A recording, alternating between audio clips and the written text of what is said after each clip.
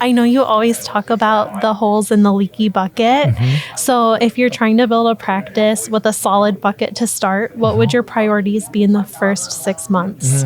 That's a really, really good one. So you have to understand how a dollar flows through the practice, right? So this is something that I think a lot of people miss, especially if they're hiring a team of people that you're hiring for culture, but don't necessarily understand like the process of payment and revenue cycle management and all of that stuff. So you have to become familiar with that process as intimately as you possibly can, because you're going to have more time than money in the beginning as a startup doctor. So understand the billing process, understand how to post EOBs, understand like what narratives have to happen, what needs to be attached to each claim that you send in, the payment cycle, develop a financial policy. All of that stuff is very, very important that you understand it.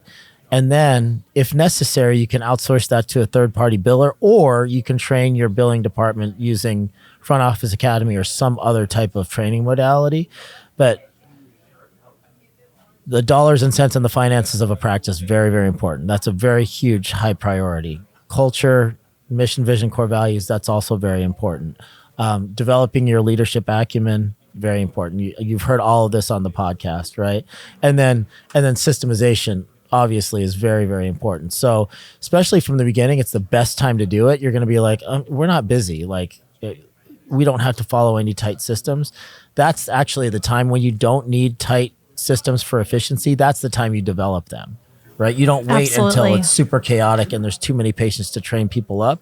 Now you do it in the beginning when it's nice and slow in a controlled environment, set up, reproducible systems. And that's how I would handle that.